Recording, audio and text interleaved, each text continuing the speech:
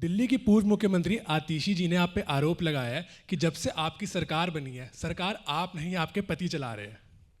पहली बात तो मैं इस सामाजिक क्षेत्र में पिछले 32-33 साल से काम करती हूँ। 3 बार निगम पार्षद, 3 बार विधायक का चुनाव, 2 बार दिल्ली विश्वविद्यालय छात्र संघ। मेरे काम को कोई और करे, मुझे ऐसी ज़रूरत नहीं है।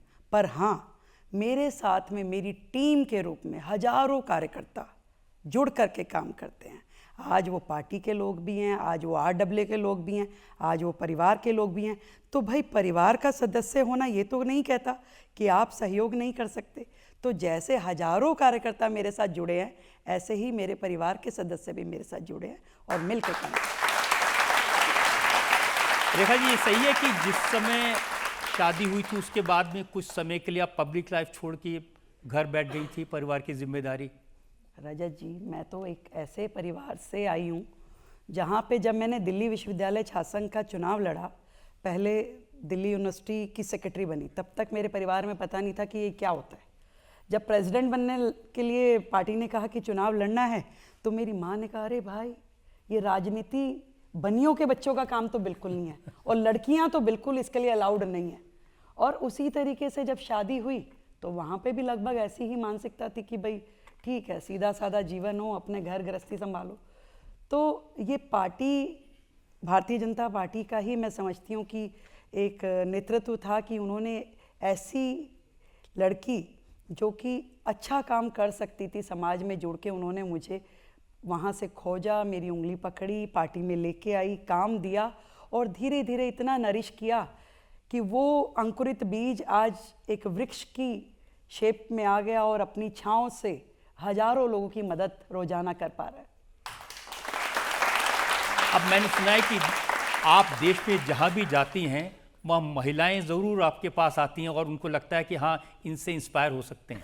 देश की आधी आबादी, आप ये देखिए, बहनें बैठी हैं, आज उन सबको जरूर ऐसा लगता होगा कि रेखा गुप्ता मुख्यमंत्री नहीं बनी, उन्हें लगता है कि हम मुख्यमंत्री बने।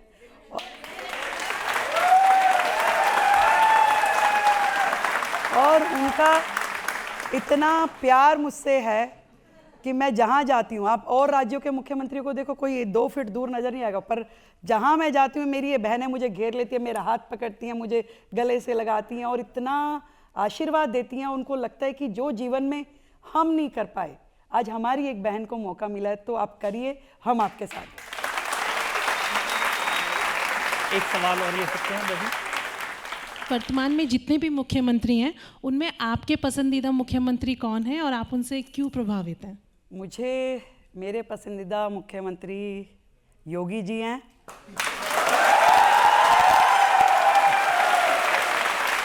और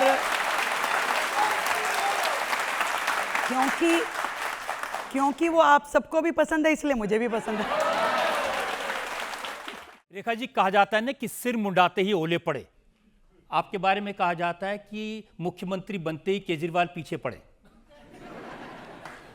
वो कहते हैं आप उनके शीश महल की बहुत बातें करती थी, लेकिन अब आपके लिए एक बहुत बड़ा राजमहल तैयार हो रहा है। वो व्यक्ति जो रामलीला ग्राउंड के आंदोलन से निकला, मैं कुर्सी नहीं लूँगा, मैं चुनाव नहीं लड़ूंगा, मैं गाड़ी नहीं लूँगा, मैं बंगला नहीं लूँगा, और उसके बाद में वो 80 करोड़ जनता के खून पसीने की कमाई के पैसे से अपने लिए, पर्सनल अपने यूज़ के लिए एक घर बनवाते हैं, और जहाँ पे करोड़ों रुपए के पर्दे होते हैं, करोड़ों रुपए का आपका बाकी सामान होता है, आउट ऑफ वे जाके आप करते हैं, और जनता जब उन पे प्रश्न करती है, एक ऐसा घर जिसकी कभी गेट के दरवाजे किसी के लिए खुले ना हो, कोई एक जन अंदर नहीं जा पाता था, वो उनके पर्सनल यूज़ की चीज़ थी। पर आज दिल्ली की मुख्यमंत्री के नाते जो कुछ भी मेरे पास सुविधा है वो दिल्ली की जनता की है।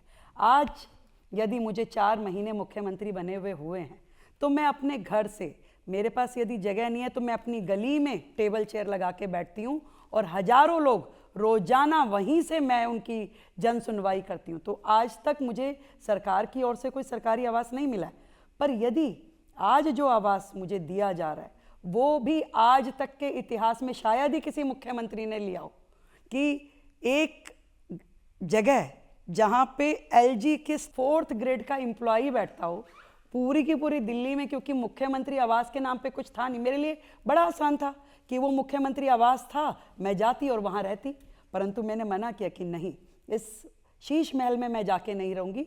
मुझे सरकार कोई आवास, क्योंकि जनता जो हजारों लोग आपसे मिलने आते हैं उनको अटेंड करने के लिए देंगी तो मैं वहाँ रहूँगी, अदरवाइज़ मैं नहीं रहूँगी। तो आज एक घर जिसमें रोज़ाना आपकी पब्लिक डीलिंग हो सकती है, सुबह सवेरे जब लोग आते हैं, वो मुझे दिया है। और मेरा घर सबके लिए खुला है भाई, आप सुबह कभी भी आइए, आकर के देखिए।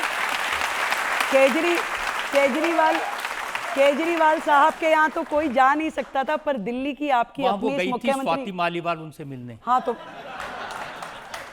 तो आप समझ रहे हैं ना कि वो जो था उसके अंदर जाना कितना खतरनाक था।